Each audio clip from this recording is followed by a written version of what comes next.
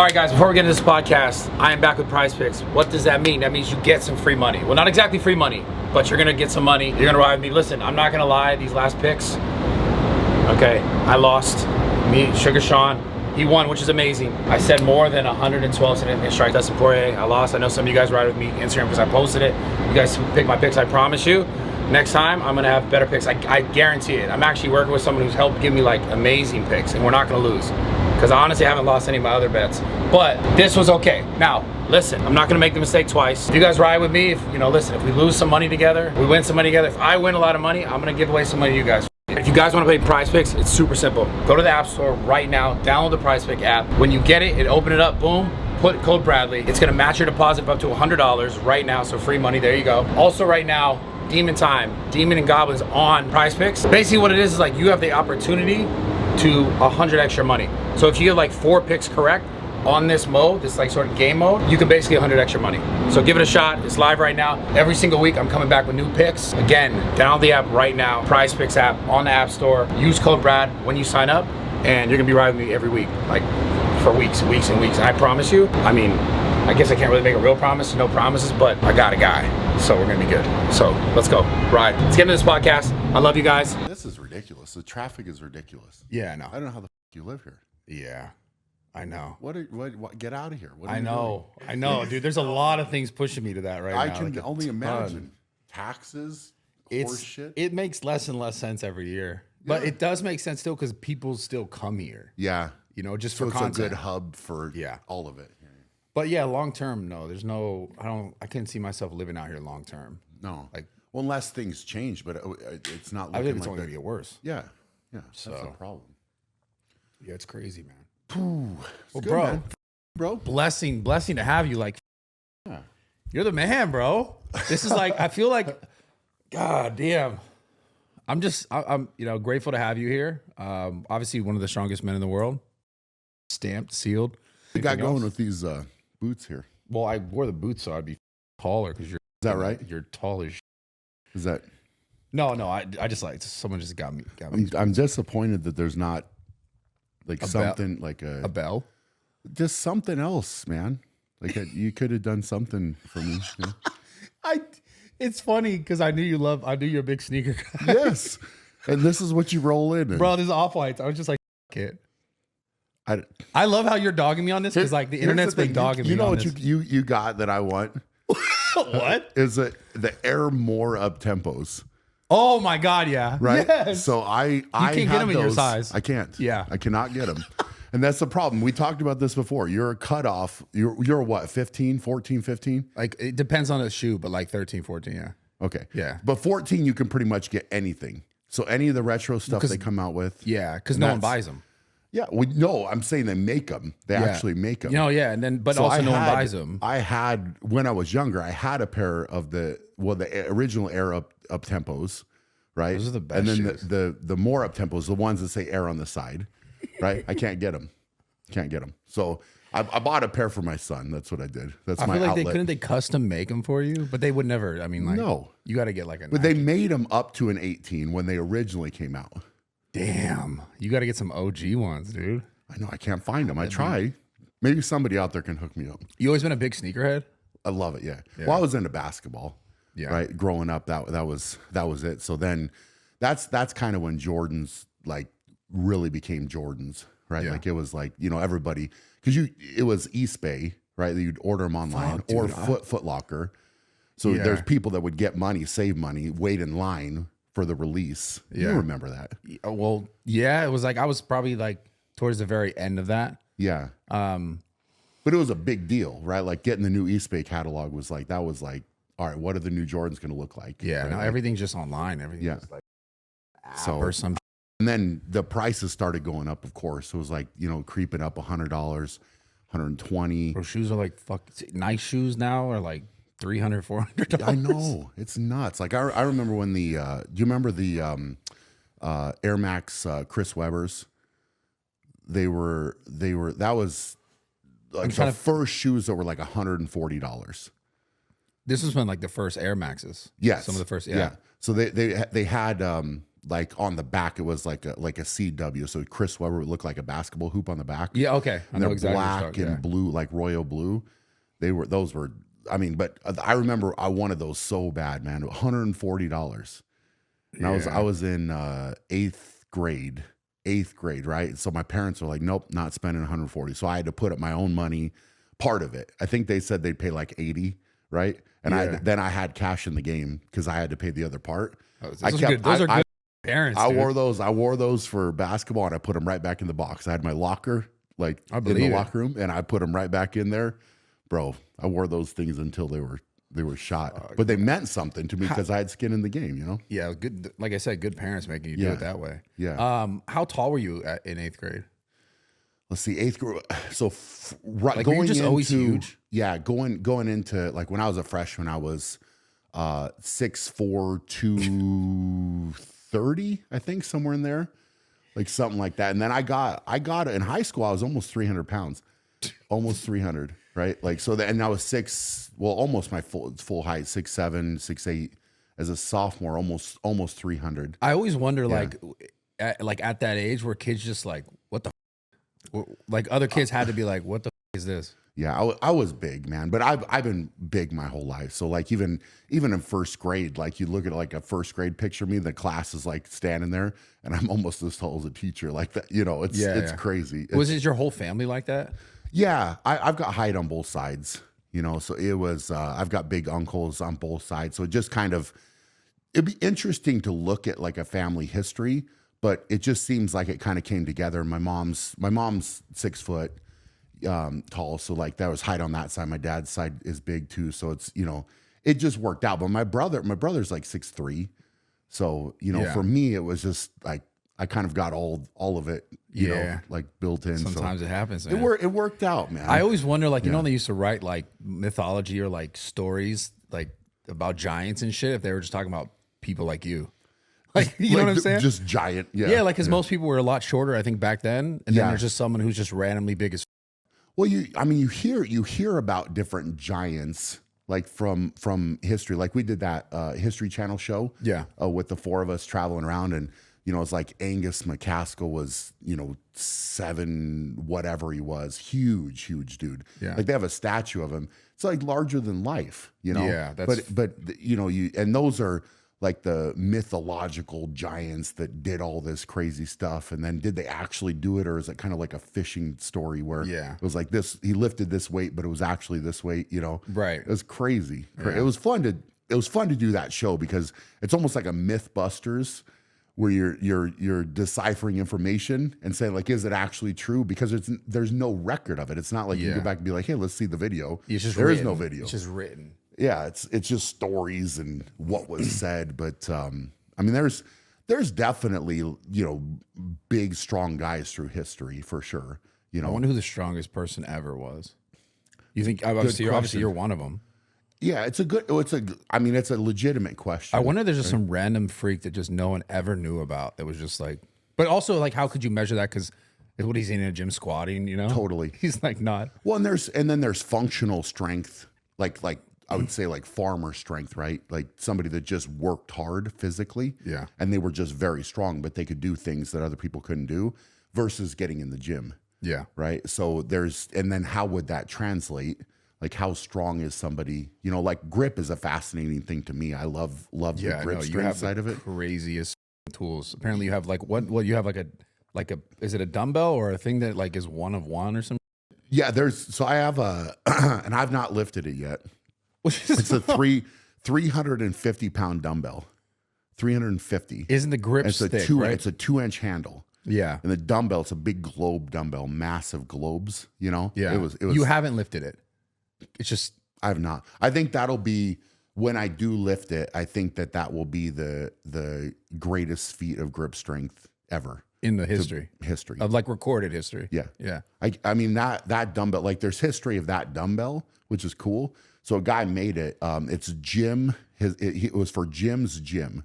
So Jim was the guy's name, and he put it in his gym. And if anybody could lift it, they had a lifetime membership for free. They trained for free. Could he lift it? No. Okay. But here's the crazy part: is it said it was 350 pounds, and you would assume that because it was just made randomly, that if you put it on a scale, it would be, 347 or 352 or something, right? It was on the dot, 350 pounds. I weighed it 350 dead. It was unbelievable. How did somebody do that? How old is it? I mean, it's probably, I don't know what year, maybe in the 60s or 70s. Yeah. That they made it, and then he had it there, but it was just one of these things. And the guy passed away, Jim did, and then there was a guy that had gone to his gym that had it, and he was trying to get rid of it, and obviously who wants it? Well, I want it, right? Yeah, of course. So I drove to Kansas City to get it, pick it up and all that. But it's insane, man. I mean, I've lifted obviously the Thomas Inch dumbbells, more of a known feat of grip strength. So 172, but a 2.5 inch handle. And then the Millennium dumbbell is rare. There's only five of those in the world. And that's 231 pounds, but a 2.5 inch handle. So, but there's, again, now you're talking. You could lift that one though. Yeah. But you're talking rare air of people that could actually. What other weird sort of things are there that you've lifted or you've wanted to lift that is rare? Because obviously the strongman stuff is so cool because there's so much different use of strength, different modalities where you're lifting this thing and carrying it in circles. Totally. So what other things are there like that? Are there?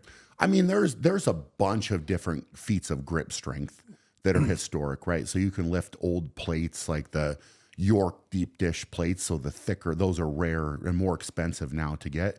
But if you can put two of those back to back, pinch them and pick them up. So it's a 90-pound pinch grip, but it's 4 inches wide. Yeah. 2 inch.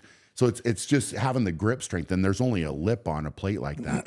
So doing that, I've done that, but it's, there's just different stuff. I get creative with it, right? It's just a different challenge of, can you do it? How important is grip strength, you think, in overall strength?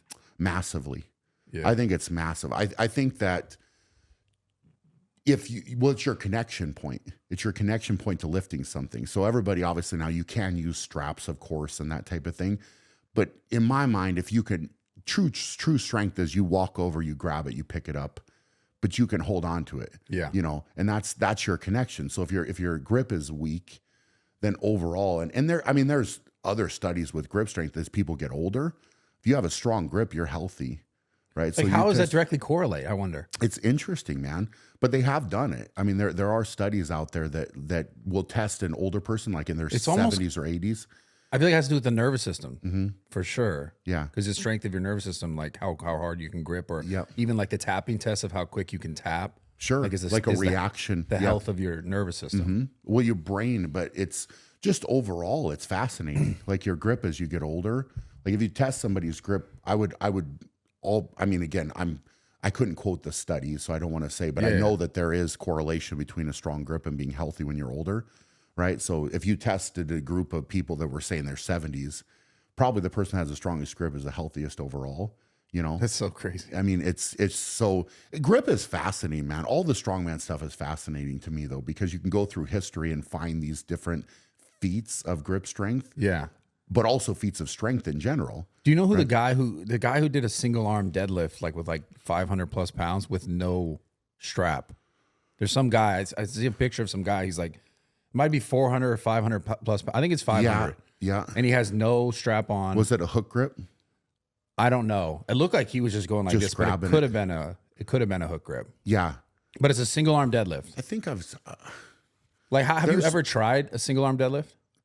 I did it with a farmer's handle, right? So basically it's like a bar, but you're lifting. So the farmer's walk implements, we typically pick up two of them and carry them. Yeah. So I remember loading one up because I was just curious. And it's a little higher though, right? Yeah. Higher than a 9-inch pole. It's probably more like 12 or 13 inches, and then you just grip it. But with that, the handle's not revolving. So with a barbell, it would spin potentially. Yeah, it's so much harder. It's a single arm deadlift is very challenging. Because I can do a really... And also the balance of it because it's so long. Yeah, well, that's just offsetting your body sort of. I can do a really good single arm deadlift, but not without a strap. Sure. You know what I'm saying? You need, yeah. Well, it's your connection point. Yeah. Right? So it is, if you're strapped in, it changes the game completely. With all lifts. Yeah.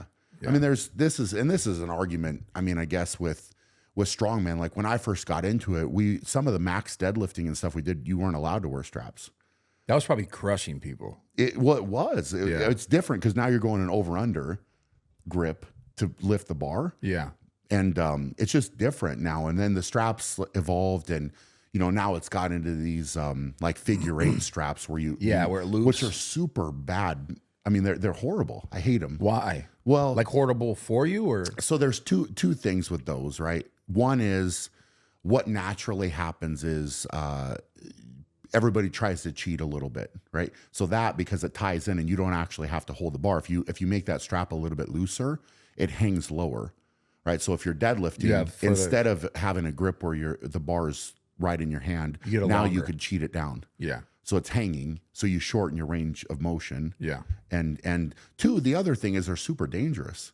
Like on the wrist? No, because you can't let go of the bar. You can't bail. Oh yeah, I noticed that because I did it with I used those once with Larry. We were doing a heavy deadlift session. Yeah. And when I put it down, I know it's like yank. I was like, because I hadn't used it before. Yes. And like yanked me down. I was like, whoa, wait, what? Bro, I've seen some nasty injuries. Nasty. Because you lose, all you have to do with that bigger weight, you lose your balance, you pull too hard, you step back a little bit, and now all of a sudden you're tied to that bar. You're going wherever the bar is going. Yeah. Right. So I've seen guys, one guy within the sport actually like crushed his face. So he came down, crushed his face, tore his tricep. How the crush his face though? Because it pulled him. And he went down. And now you can't let go. So your face is going in the ground. Oh, you're not yet because you can't put your hands down. Yeah. Your hands are tied. So that's another X factor. But I just think it's overall what I would say is like a strap like that. It's taken away from the rawness and realness of a deadlift. Yeah. Where it just, that element of it, if you have a normal strap, that's fine. Right. And you have to at least hold on. You have to hold on with a normal strap, even though it's looped in. Yes, you can cross them different ways and make it, so you're tied in. Some guys try to do that, but at least it eliminates the bar hanging lower. Yeah. So what do you think the most important things for someone to be strong are? Because I got to ask you this, obviously strongest man in the world. Yeah. What are the grip strength sounds like one of them. Well, grip for sure. But, I think you naturally have to look at discipline, right? So if you want to get stronger, you have to be disciplined, right? Because strength is something. So I sat up because you're so. I was sorry. Is that where you? No, I was leaning down. I was like, yo, I gotta sit up, otherwise I'm gonna be like tiny. Have you set this up so you have a better camera angle? No, Have you tried? No. To get a better camera angle? I just saw you pull your sleeve up. Oh no, like I mean, over I there. just kind of, Were you in size trying to get a pump before we? No, I was on the phone. I swear to God. You swear? I swear. Because you kept me waiting out here a minute. Bro, I had to take a too. I'm not gonna lie. I had to take a shit. Hey, at least you're being honest. Yeah, I had to take a Then Steve called me. He was talking about his house being like all these acres. He's like, buy a house in Florida. Sorry, yeah.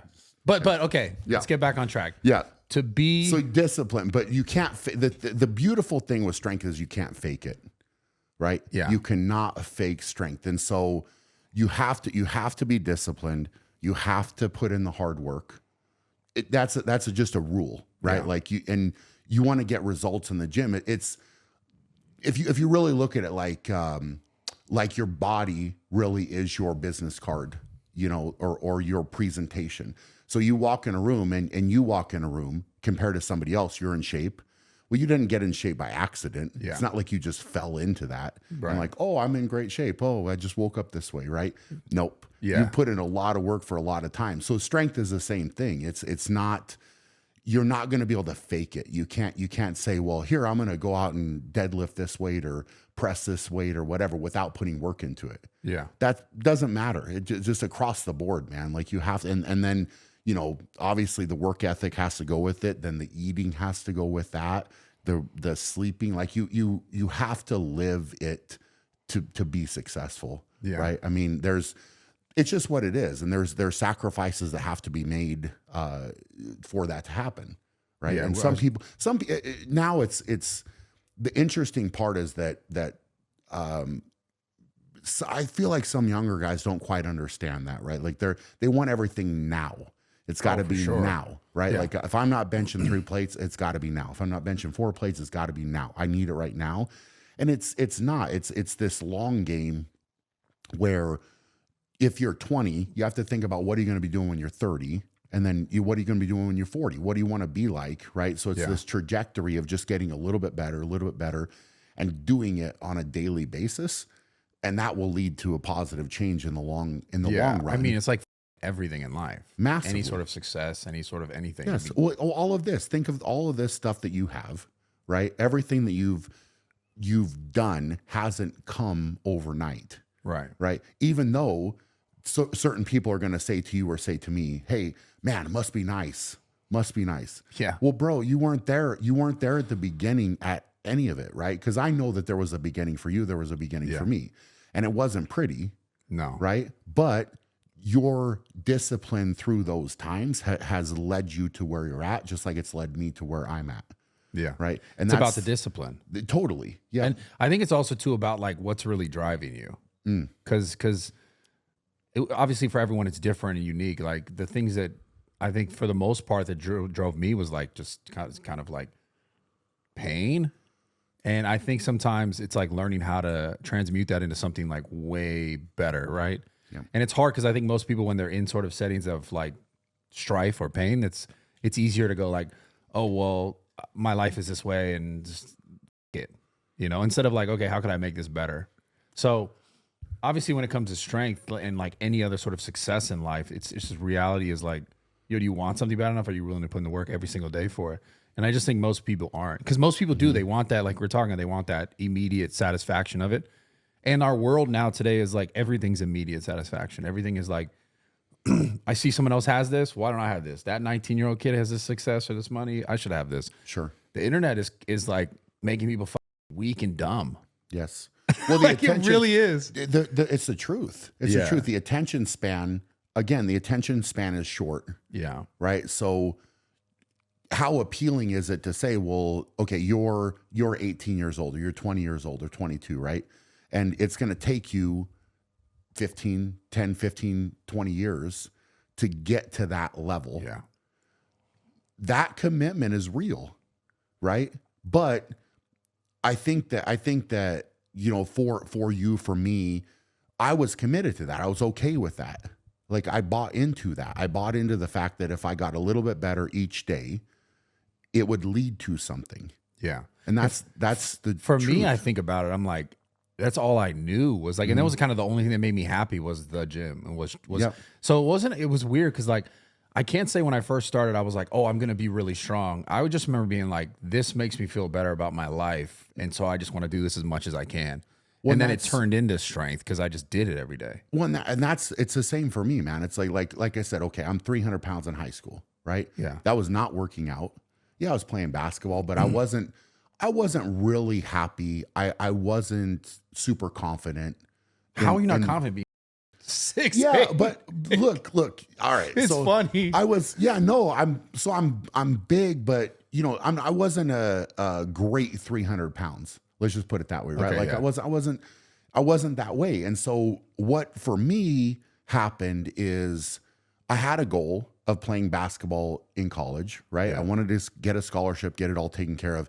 In order to do that, I needed to become more athletic. I needed to get stronger. I needed to be able to jump higher, run faster, all of these things to open that door. Well, the weight room is there, right? And so I got to go in the weight room, and now I'm putting in this hard work and I'm seeing the results. So all these good things are starting to happen, but what naturally happened along with that was I became more confident. I felt better. Yeah. Right. All of that. So, I mean, for younger kids out there, that's what got me hooked, right? That's for me. It was that change that got me hooked on that. Feeling better. 100%. Yeah. And then I was different, man. I was different from that point where I was like, hey, you know what? I am in control of me. I can go in and put the hard work in. And then it naturally kind of progressed to trying to eat better, learn more about that. And back then it was all the magazines you're looking through, like, hey, what can I do with my diet? What can I do here? Yeah. And so the information that's being presented now on the internet is a lot more, right? And there's a lot more people that have a platform to talk, but the information needs to be deciphered a lot more now than ever as well. Yeah, because there's so much nonsense of people kind of just doing things for money. Yeah, and they'll say or do something to get attention when they don't really have anything to back it up. right? And I think that's what's fascinating too, is you've got a story, you've got a past, you've got stuff that you have done, right, to level up, right? And the same thing for me, but we're sitting here having a conversation. There's a lot of value in our conversation because of what we have both done. Yeah. Right. So it's not like you haven't done anything or I haven't done anything, and now we're trying to talk and then positively impact people. Right. And that's I think when things come full circle, I think that's what, for me right now gives me the most meaning and joy and satisfaction, is trying to help somebody else out. Right. It's the person that comes to me and say, hey, I listened to you about, discipline or overcoming adversity or whatever that might be. And I went and lost 100 pounds, and now my life is different and I'm different and I have improved. And that, or somebody that's like, I went in the gym and got stronger. Right. And I do feel better. Like, I think everybody should train. I'm sure you feel the same way. I'm actually shocked. Cause I don't know, I'm looking back on like sort of in the past, at least as far as the West goes. And they did encourage more physical. There's like a more physical nature encouraged for people in general. And now it's just kind of like all that. It seems like none of that is important. Well, you had it in when you were in school, right? Growing up. It was I mean, like PE, and but yes. I mean, it wasn't so much like as like pushed for. I think that was like a little bit before my generation. Got it. And then nowadays it's just like, everything's like participation trophy, and do your best, which I get, but that's a whole weird sort of thing that's happening in the West, where it's like we're not pushing people to actually try to be physically better, which, as we know, and you just stated, and my whole life is an example of, it made me a better person. Yeah. Not just like physically stronger. So it's weird, because I always like wonder, like, is it sort of like, sounds conspiracy theory, is it sort of like not wanting that to be the case anymore, so that there's like less strong people? 100%. You have to win and lose. Right. So as a kid, the participation trophy generation is garbage. Yeah. It's complete garbage. It's horrible. It's horrible because the thing is I was right at the end of that. Right. So I would have field day, for example, in school, and we would get ribbons, but you had a first place, a second place, a third place, a fourth place, fifth place. Right. But you got rewarded for winning. Yeah. Right. So I got that. And then they came in and I even remember vividly, because I was so competitive. Right. So I'd be playing like a game of basketball for the rec center or whatever. And then they started, we're not going to keep score. Right. So I had my mom keep score for me, because I had to know if I was winning. But now, anytime I work with kids, I talk to them about winning and losing, because later in life, it's going to come back to haunt you, right? And right now we're trying to protect these feelings of these kids and say, well, everybody gets a trophy and we don't keep score, and just go out and do your best. That's not good enough, man. Well, it's also not good enough. It's terrible. And it's also like, it's degrading like the rest of what men and what people are doing, because like you're just starting to think like, well, if I just show up, it's okay. Then you have like people who are just okay with mediocre everything, relationships, business, their life. And it's like, why not start at a young age, like telling kids like, yo, you should try to be better. Like you should go for the #1 spot. It's not like because that kid has #1 spot that you're just a shitty person, but it's like, no, why would you not want to try to be better? Why would we not want kids to want to win? Because like I say, it goes to everything. Yes, 100. This is a problem, and it's creating a problem in society, right? Like, and I think we're starting to see that more and more, where the effort level is not there. And again, it's why I showed up, right? I should just get this. It's tough. It's across the board. And I think, when I talk to business owners and things like that, it's very, very difficult to find people that are willing to work hard and want to level up. Yeah. And it's starting to show up, man. Yeah. It really is. And it all comes back to kids being given that messaging, and it's coming from weak adults. Yeah. Right. So weak adults, somebody that got into the system that maybe wasn't picked first to play on the team and wasn't a winner. Yeah. Right. Oh, well, they got their so they go, hurt. It's okay. Now we're going to come in and protect the kids. Yeah. Right. The thing here's like to flip it, the messaging, right? I would say that any younger individuals out there listening to us, what they need to look at is this is an opportunity. It's an opportunity right now, because if you are a winner and you are willing to do the work to separate yourself, you will literally crush people. Yeah. Crush them, because your competition is not going to be there. Yeah. They're not going to be willing to do that, because they're all going to want the gratification now, and they're not going to be willing to sacrifice to do anything to improve themselves. Whereas if you are, the opportunity is huge. Yeah, Bro, I see Dana for a White kid. talking about this. It's very realistic, man. I just, like I said, it permeates to every other aspect of your life. If you're just okay with the mediocre, then you're gonna just, your relationships, everything. It's not, you should want to level up.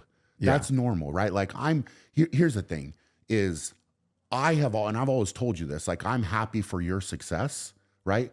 Like if you, and this is real, right? The energy that you put out to the world is real. So 100%. Like you should want to be happy for somebody's success. Right? Yeah, not so it's like, man, yeah, that's awesome, bro. Yeah. Look at that. Good for you. And for me, I think about it a little bit different, where I know the hard work that it took. Whereas so many people out there now, and social media, again, gives them a platform to make these comments, but somebody will post something, it's like, oh, must be nice, or look how lucky you are, or whatever. Like, almost saying to the universe, I don't want that. Like, don't give me that success, right? Yeah. Like, I hate this person because they're successful, Yeah. right? But it's you should flip it and look at it so different, because people don't understand what a negative mindset that is. And you're essentially telling the world, I don't want that, right? Don't give me that, right? And that's what will happen. Versus like, hey, I'm happy for, genuinely happy, right? Like, I'm genuinely happy for somebody being successful, for them leveling up. You put out that positive energy, and it'll come back, right? Like you help people out. Like, you know, I believe, like, with this, right, we're genuinely, the goal is to help people. Yeah, right? without a doubt. Like, That's why I don't do anything at this point in my life to not, like, yeah. But That's- it'll come back. Like, that's the thing, is you put it out, and you know, it's really cool also, as much as social media and all of, you know, YouTube and everything like that might be, you know, tough to navigate. There's still a great way for people to have a platform to positively impact people as well. yeah. Right. Yeah, So, I guess that goes back to the thing that sucks, like in the fitness space specifically, because obviously I think that a lot of these creators, and I mean people like ourselves as well, not that we're separate from them, but that we have such a responsibility, I think, that is to be in a space where other people who are not so versed in fitness are like looking into it. I think those creators have like a really great responsibility to like really try to put out authentic to get people kind of motivated in the right direction. And I think there's a lot of people who just kind of like, they jump on some testosterone or some, and they're like, yeah, this is, look at me. And it's like, it's not based in anything like real and substantial. It's just kind of like, oh, I did this because I thought that I can get more likes on a video because I looked better. Sure. And now I'm going to sell you some. yeah. Like, that's what's happening. And exactly, they're trying to prey on people that are susceptible to that. Yeah. Right. Like, they're willing to buy into that. And, you know, I think that what you need to do, and for anybody watching somebody, look at what they have done, right? Their body of work. Yeah. You know, what is their body of work, and how much have they shared in a way, right? Like, because you shared your story, and it's fascinating, and your background. I've done the same thing, but you know, I got on YouTube actually early, like real early. I tried to get more stuff out there, and I could see the bigger picture, you know, and then I had to get the right pieces in place, and you know, people around me that could help, you know, bring that to life, which we have done. But I never looked to other people as like, hey, I'm just going to be me. I'm not buying into anything, right? What you see is what you get. Right. And that's been the truth. Like, and you know me, like, I'm not gonna, like, I'm gonna be real with you about what I'm putting out, the messaging that I'm putting out. And so people, you know, they'll see me where I'm not making a video out in public. Like, man, you're literally the same dude that I watch on the videos. Yeah. And I'm like, that's me, man. That's what it is. Right. I'm going to be real, but like, I'm not trying to be anybody else but me. Right. Yeah. And so, you know, I'm going to try to give my best to everything that I do. And that's what I've tried to do with everything that I've jumped into. And that's just what I know how to do. Right. Yeah. So it's, I think it's important to be yourself, right. And make a name for yourself. But there's also, for me, there's accomplishments that I can fall back on as well. Yeah. Right. So I'm not just making a video. Like I've got a past, but I also have things that I've done, that I've accomplished, and Yeah. you know, But it's interesting because on the internet, like obviously anyone can go look up what you've done in like your resume, but like most people who, if they just find out about you today, they don't do that. Sure. People don't really do the research. They just go, oh, this is what he said today. This is what I know of him. That's it. Like we talked earlier about how when people see you and your success or your strength or your feats, and they go, whatever they see today is like, that's kind of all that matters. Yeah. So it's like, even though if you've done something for the last 10 years, that's the weird kind of caveat to this whole thing, is that that's why like they're able to have so much success to people without substantial like accolades. They're just like, oh, that guy looks good. And then they're just preying on the, oh, I want to look good. He looks good. Sure. Without like how it even happened. Yeah. So it's an interesting time, because like at the same time, like everything you're saying is 100% correct. It's just like there's this whole other level of like people are, like we talk about the attention spans are just, they're not, maybe not willing to do the research or do the looking or do the actual critical thinking about the circumstances. Sure. And they just go, they take everything for face value. And that goes to everything in the world now, well, like politics, all this. It's just like, he said it, I believe it. Yeah. And this is that's hitting the nail on the head. Right. Yeah. And this is the I think the problem with society as a whole is critical thinking. Yeah. Right? I keep talking about this. I feel like on all my podcasts, but it's like, I can't help but do it. Because whenever I ask questions and I go down these roads about anything, any topic, whether it's strength or bodybuilding or like life, like it all comes down to like, are you actually trying to figure some out, like to really learn and be better? Or are you just trying to take some easy road to something that feels more comfortable? Because like success is not out of comfort. Yeah. It's out of hard work. Yes. And people are going like, he has it. I just want to, how do I get there fast? And it's like, nothing ever great came from just getting there fast. Sure. And it also never stayed. Yeah. You know? But, and again, critical thinking is an interesting thing. And that ability in life is huge, especially right now, right? Because there's so much information that is being put out. Yeah. And I think that you and I, with especially, I'm going to say the last, at this point, almost 4 years, right? Like what's kind of come down, what's been pushed on people, the messaging that's been pushed on people. Yeah. And I, look, man, like you stood up at a time where people were attacking you, and they were attacking me too, right? Because I didn't buy into any of it. Yeah. And I stood up against a lot of nonsense, and we were right. Yeah. We were both right? They're trying to go after your gym. They're trying to keep your gym closed, because you weren't going along with it. And especially where you are here in California, is magnified even more. Yeah. Right.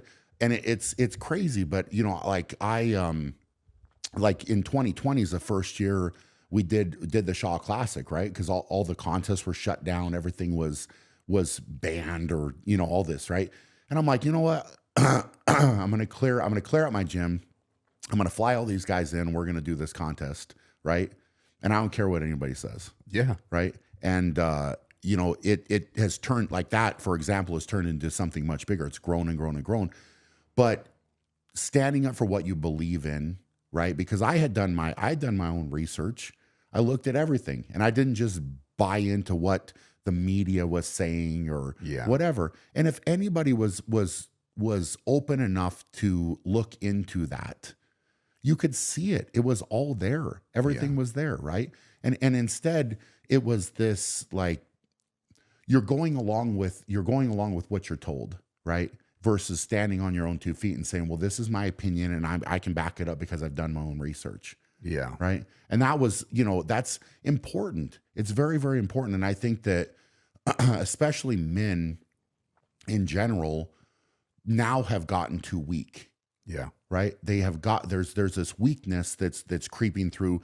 Like, as a man, you should be capable of having your own opinion and be able to back that opinion up. And even if you're in a room of people that disagree, you don't need to go along with it. Right. Yeah. And you should be strong enough to do that. But is it easy? No, it's not easy, but you should be willing to do it. Right. Yeah. And that's the difference maker. And I think in society, it's so easy to twist what somebody says, whether that's a politician or anybody really. right? Like, let's chop it up. Let's make it sound like this. Let's take that word out. We'll make sure so it's all out of context, but then it's like, well, here, look at this. This is what was said, right? Yeah. But you didn't get the full story. So now your opinion, like you said, is based on this person looking good. Well, I didn't look at any of the past of him, right? Yeah. It's like, okay, cool. You got your shirt off. You look good. I'm going to listen to what you say, even though you might not have it. Or this politician said this, and I see this video, but that's really not the truth, but I want you to believe it. So now here's what you're told. So unless you're willing to critically think, maybe do a little bit of research on your own, you'll just take what it is. You're just a sheep, And which this is is a problem. interesting because whether or not you believe this, we talk about the P-demi, because I don't really like to say the full word because I feel like sometimes you get censored. 100%, bro. If you take that whole situation and whether you're on this side or that side and you do the inverse, the most interesting thing about that whole situation, besides like how, in my opinion, it was, is that whatever side you're on, both sides should be very afraid with the fact that if you didn't agree with what someone else said and you didn't just take it for what it was, you were a bad person. Totally. But almost both ways, right? Yep. So it's like the side that's like, we're standing up and saying, no, this is like, you guys are bad. And then the other side saying like, you guys are stupid. Like, you guys are bad. The problem with that whole circumstance, like government pushed, is like, just imagine whatever side you're on, it's flipped. Because the reality is it could be at any point. At what point when they go, hey, this is the narrative now, or this is the thing now. If you're not willing to look at something and make your own decision on it and you're just doing what someone else says, that's insane. Yeah. Because that could switch at any moment where this side now is, let's say this side has more power. It's like the right side, because in that time it was the left side, whatever you want to call it. And then it switched and now everyone's like, no, you guys are stupid. It's like, that's what I never understood, was that whether or not you were buying into whatever it was, and yes, people died and people got hurt or people lost their lives and people lost their livelihoods and so much stuff happened. Yep. The concept of like controlling it all and like, you have to do this or you're going to lose your job or you're going to lose like you can't go to school, or the fact that that was able to be real should be very scary to everyone on all sides, because it could flip. Yep. And if you can't see that, you're stupid. Yes. And it's sad. It's sad that people just go, okay, he said it, I'm afraid.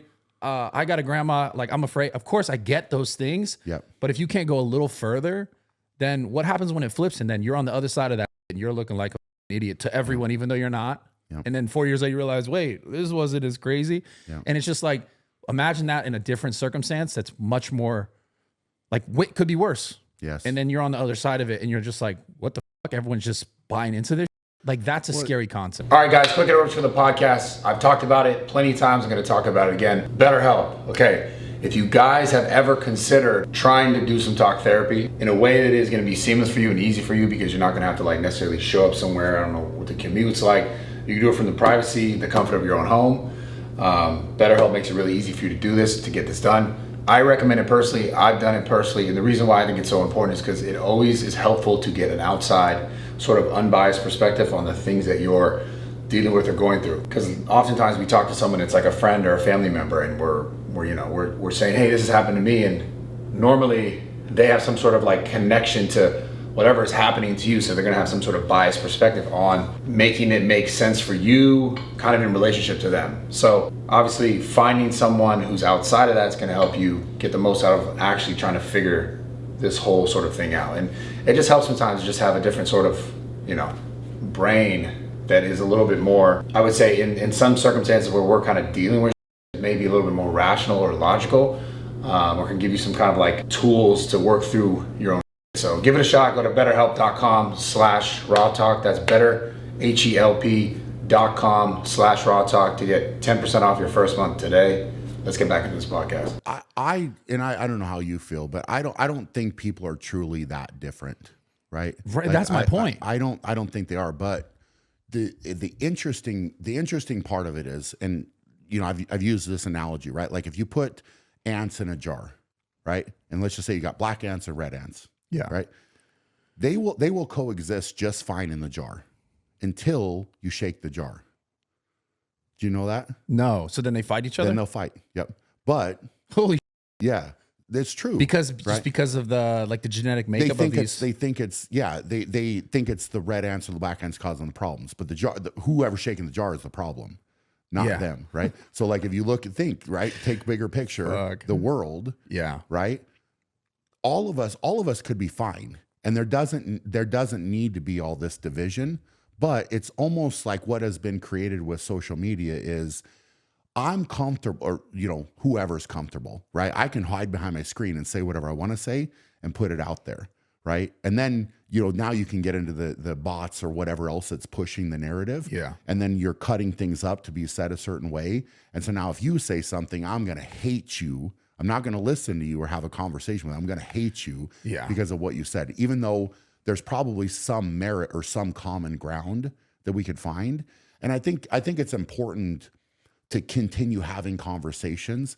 But if you get out in the real world, right? Like I haven't seen any of this personally. And I've done a lot of different things, different situations where I've been, where there's people from all different backgrounds, man, all different walks of life, all different colors, whatever, right? And there is common ground. People are good, like across the board. I still believe people are good, man. It's just that when you are fed this nonsense and you start to believe it, now it's like, well, I have to hate you. Why do you? No. You don't need to hate because you're told something.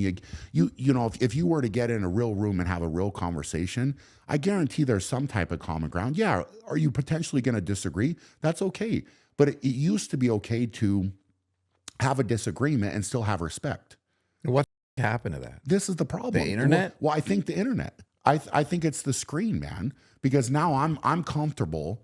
Let's just say I disagree with something. I'm comfortable writing a nasty message to you or making a nasty comment, and I don't have any threat coming back from you either, right? Like there's no like, well, I'm going to say this to your face, because nobody has the courage to do that.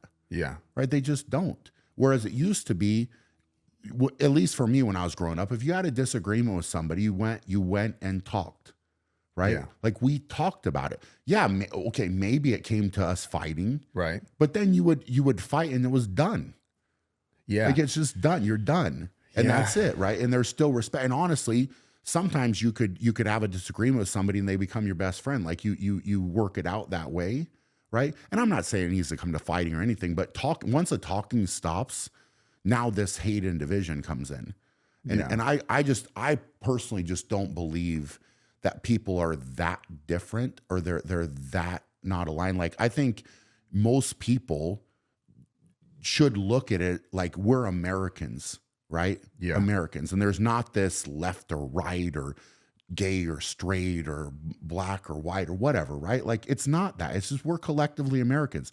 Because if somebody were to attack our country, they're not going to single out, well, okay, you're on the left, you're on the right, I'm only going after you. No. We're all in it together, man. Yeah. And like you all got to stand. It's like united we stand, divided we fall, right? Yeah. And I think if more people would look at it like that, like there doesn't need to be all this hate, because once you have the hate and division, now there's a problem. Yeah. Right? Well, there's multiple problems, I think, and it is because there's two things that I'll identify as like money and power, right? So money, for example, in relationship to even these content creators now who like have spaces where they're saying, whether they're left or right, and they're saying, oh, this is what we think. Oh, this is what there's money being created from garnering this attention from this side or that side to say they're stupid staying open during the pandemic, and I'm saying I'm right for staying open the pandemic, and like Correct. I can generate income because people go, oh yeah, this guy's standing up for this, I'm going to support him. Yeah. That other person who I would consider a tool for being a piece of and saying like you should close down gyms. Would be also garnered some sort of money or financial benefit, whether it's AdSense or something that they're selling, because they're saying they're touting whatever's wanting to be touted, right? Or vice versa, wherever it goes. Yeah. And it's like, it's interesting because then these intentions they're not true in like what it really is sometimes. Like sometimes people do things because they're just looking for the financial benefit. And then it gets crazy because that same concept exists at the very top of like government and control and power and big businesses. It's like, the thing that I never understood during this whole time was when people didn't recognize that like these companies, the vaccine companies are all for-profit businesses. It's not like they're non-profit businesses that are doing this shit just because they care about people. They're making trillions of dollars, and you're not understanding that. Like, I never got this when they were like, the vaccine is free. Well, like, you got to take the vaccine, right? And it's like, no, it's a business that just made billions and billions and billions of dollars, and our tax money that you've already paid to the government is now giving it to this for-profit business. Totally. And who knows what politicians have their hands in those pockets. And it's like, what the are people not recognizing that? And I never understood that. I never understood that. And I never understood that, you know, we talk about shaking the ant jar, and it's like, that's what's happening. And people then just take it in their own account to just go parrot this and parrot that back and forth at each other. Well, they're just cashing the checks and being like, haha. And but then you have the little smaller, like the ants, us making the content, also cashing different checks, parroting like, I believe this and I believe that. Sure. Whether which one's right or wrong is kind of not the point in this conversation, but that's where it gets all tricky. It's the internet in connection with money and AdSense and ads. And then it's them doing the same at a higher level worth a lot more money. And then I just don't understand how people don't see that. And then they just go, this is it. Instead of being like, wait, what's really happening? Yeah. Well, and this is your ability to critically think. Right. But I don't understand how it is not hard to go. It's not. Hey, does that business make money doing this? Hey, is that stuff actually free? Yeah. It's not like rocket science. No. So that's what I don't get is like, are people just that stupid? It's disturbing because all of that, what you just mentioned, is disturbing. It's disturbing to me, and I thought the same thing. Yeah. Right. I think it's like I think that movie's called like An Ant's Life or something like that, right? Where it's ants, but the grasshoppers tell the ants what to do. Right? Oh, dude, I love that movie. Right? Yeah, I love that movie. But there's one ant that says, you know what? We don't need to collect all your food anymore. Go do it yourself. Right? Yeah. And they try to attack him. Then all the ants start standing together. And guess what? When is that going to happen? This is what I'm saying. When is that going to happen? Think of, like, if we're thinking of ourselves as ants, which is basically what, you know, if you take this and apply it to our world, right? All the ants stand together. Guess what? The grasshoppers don't have a say anymore.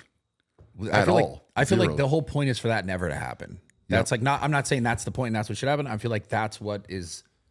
That's all you have to do is say no, right? And like for me, you know, this is just one example, right? Like okay, you're telling me to wear a mask. Well, I'm not wearing a mask, right? So I'm going to walk in, and I had people say that because what happened? I went to the grocery store. I didn't put one on. Yeah. Somebody going to come force me to put one on? No. Yeah, I did that too. Every single time. But what happened, bro? I'm in there. Yeah. People are coming up to me and taking pictures. But what do they do when they take the picture? Take their mask off. They don't want to be wearing the mask. The majority, the overwhelming majority of people did not, right? Yeah. They were doing it just to comply. But it's a massive signal as a population that if they can force us to do that when you don't want to do it and you just go along with it because you don't want to rock the boat, right? People told me afterwards, you know what? I saw you in public not doing that, so then I stopped doing it too. Yeah. Right? So it just takes one person to stand up and start to do it, and then it's a trickle effect. Yeah. Right? But if we would have said collectively, you know what? Everybody doesn't want to wear one. We're not wearing one anymore. What would they have done? Well, they instilled the fear. Yeah. That's why people go, oh, okay. But again, where did that come from? And all this stuff is now unraveling now, where it's like, well, oh, there's a 6-foot spacing thing. Where did that come from? Oh, we don't even know, right? Or you have to do this. You have first to do off, that. I think it was 4 feet. Then it was 6. It was just just making. Nobody can even say where it came from. There's no merit to that. There's nothing there. But it was all fear mongering for people, right? And look, when they put out, and a lot of the video stuff they put out was fake at the beginning, and it did scare people, right? Like, you know, you don't know. I didn't know at the beginning. Nobody did. Yeah. But that's when critical thinking needs to come into play and say, like, okay, wait a minute. What is this, right? What is it actually? How do you think you get people to be better critical thinkers?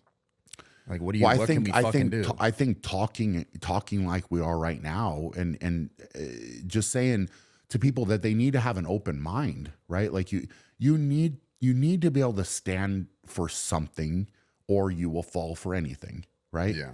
Like if you can't have your own thoughts and beliefs, that's what I think that maybe it's the powers that be don't want that, right? So it's starting with the kids getting the participation trophies, and now you have a weaker society, especially weaker men. Yeah. Right. And you need strong men to have a good society. Yeah. I truly believe that, right? 100%. Like men need to be capable of being men, right? And standing up and standing on their own 2 feet. And if I say no, I'm not doing this, then you need to back that up. I'm willing to back it up. But again, you know, this is I think the bigger fear is if we are getting that weak, which I think we are, right? How do we shift that so you have the ability to think, but also say, I'm not going to do this, right? And that's how I felt. That's how I truly felt. Is like I'm fighting, like in my mind, like I have 2 little boys, right? So I'm fighting for their right to be free when they're older, right? And I know that that's deep, right? Because I'm like, I'm not putting a mask on. I'm not doing this. I'm not playing your little charade at all. Yeah. But for me, like I want my boys to have a good world to live in when they're older too, right? And if we give up our freedom because it's just putting on a mask, right? To me, that was a massive deal, bro. Massive. It's much bigger than people want to say. It's not that much of an inconvenience. Come do it. Yeah. No, bro, I'm not covering my face up. Like I'm not doing that. You're not telling me to do that. It's my right to breathe air the way I want to breathe air. Yeah. Right. And if I want to look at somebody and smile, I want to be able to do that. Right. Like I'm not playing your game because also there's no merit in the mask. Yeah. Right. It doesn't do anything. Right. But also I did a lot of research on that as well. Yeah. About masks and the effectiveness, even where masks started in the first place, right? Like I looked into all of that because I was like, well, if there's merit, I would have gone along if it was like, it's also actually a massive business. Yes, 3M made a lot of money. Then people talk about the world. Like think of the pollution that just those masks caused, right? But everybody wants to say, well, the world is green and I want to protect the world and all this, right? Right. The same side that also said that we should wear masks is like, well, we also got to Gretchen, whatever that girl's name is, like, protect the world. And it's like, all right, well, what the f are you doing? I think that's also the insane about the mask to me that really just was like just a blatant thing that was like, how are people not recognizing this? Most people put on a mask who believed in masks would wear that same mask day after day, take it off, put it on, take it off, put it on, collecting germs from everywhere. Gross. Yeah. And also the funniest part was that same concept I'm saying. Every single person, whether they believed in the thing or not, was like, yo, when I go to a restaurant, and then, when you go to the restaurant, because some restaurants were okay at some point, you had to take it off to go pee. You had to take it off when you're eating, but you had to walk to your table. You had to walk. That was, and they were all like, yeah, that is kind of stupid. I'm like, how do you not see then how the whole thing is stupid? Where it's like, no, if I wear a mask and I'm in my car or whatever, right? Or if I'm somewhere and I take it off and I throw it here, I do it and I take it off because I'm like eating and I put it on the table and I pick, like you're collecting germs everywhere. And you're just the whole point disgusting. The whole point of like the mask is obsolete.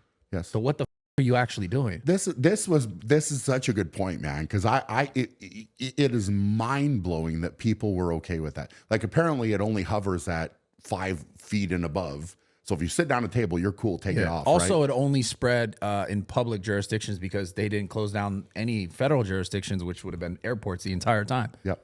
And I was asking, I remember that was my biggest question. I'd ask the guys because they would come try to shut me down every single day. Sure. And I would ask them, I'd say, well, how come the airports are still open? They go, well, we're public. We're in the public section. Yeah. We don't know about that's federal jurisdiction. So I'm like, so it doesn't spread in federal jurisdictions, what you're telling me. Yeah. Oh, no, we'll have to ask like a higher up.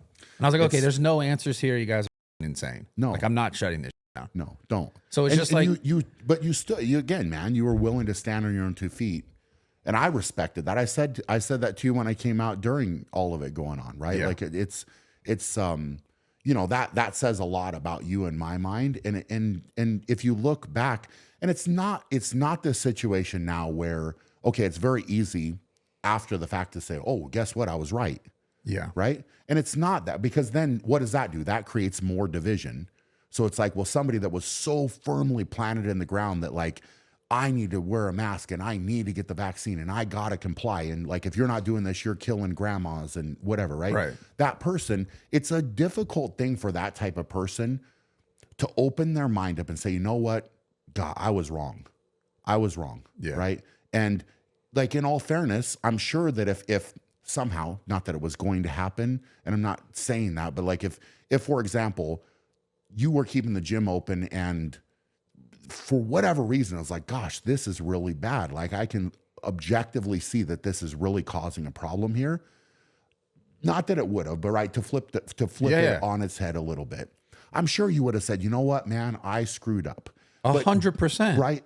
And I would have said the same. Like, if because I looked into all of it, bro, like a lot. Yeah, because me I too. do that. Like, it was not, whatever I was doing and saying was not based on just a, like an emotional response. Yeah. It was like I had put a lot of thought into whatever I did and whatever I said, right? And how I did it and what I wanted to do, because it's just the way that I do things, So I'm sure you did the same. And it's just those people. And again, it's not that like I would ever say I dislike or hate somebody that was so firm in their beliefs on one side.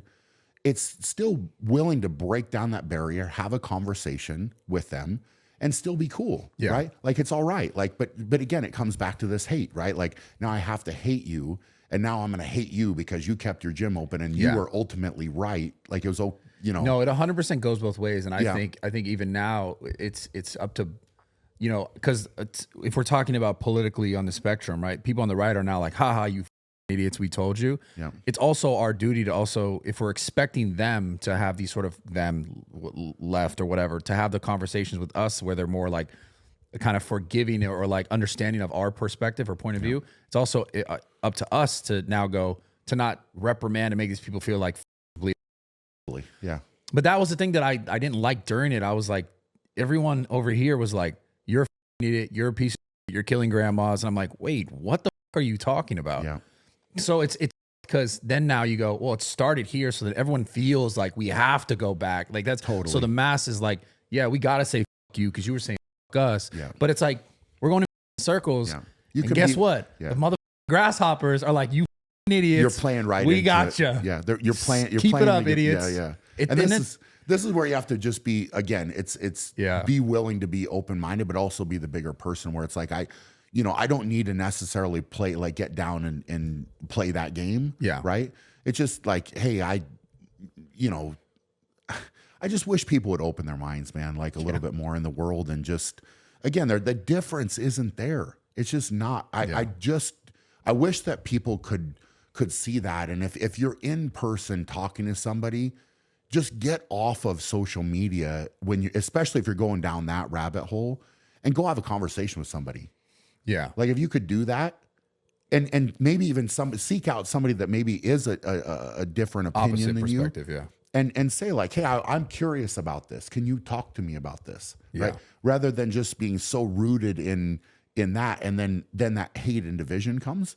Right. The world would be a much better place if we could just talk and they're playing respect each other. They're just playing on people's basic sort of emotional, like, ego responses, which is like, that's a whole different conversation of like how, because now we're talking about, like, if we talk about that, the thing I just said is like, how do you get someone to look into themselves and look into their ego? Not that you shouldn't have an ego, but like, look into what it is and like why you're doing these things, which is way deeper and way more complicated, and like a complete life sort of time that, like, you go through these different phases of where you are as a human and what you know and what you understand.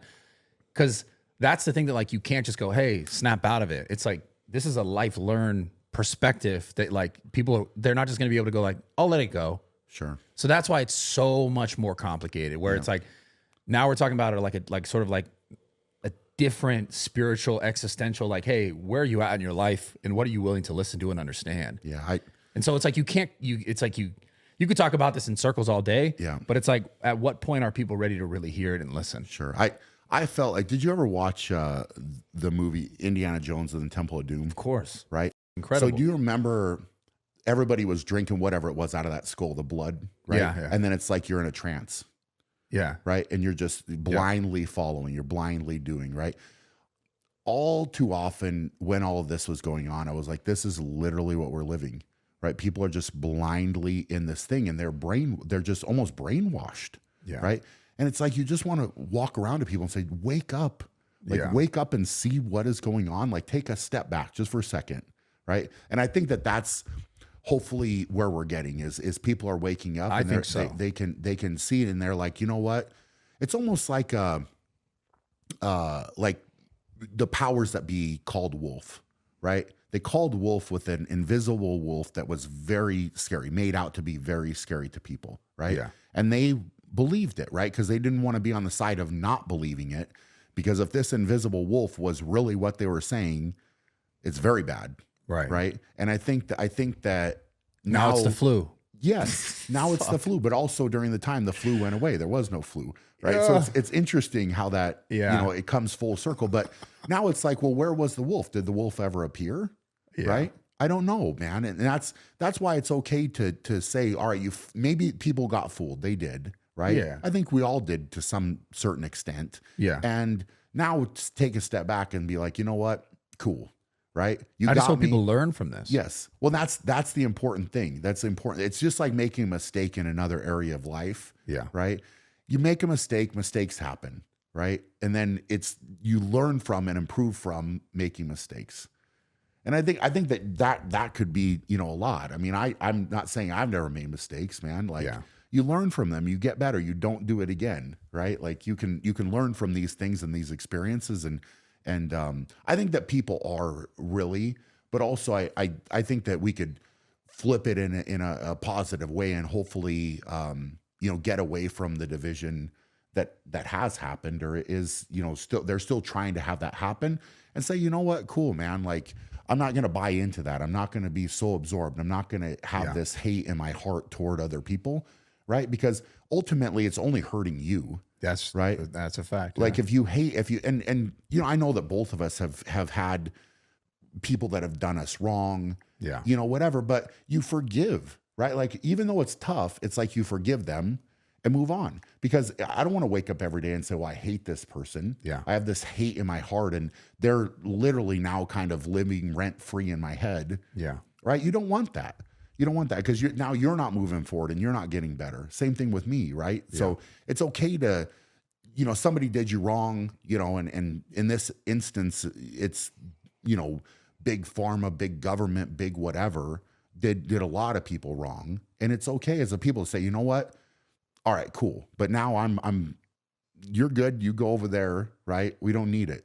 Yeah. Like it's all right. Yeah. Like, and I think that, other aspects of life, it's okay to learn that lesson, right? And you can get better. And I think a lot of people feel that way or hurt by it.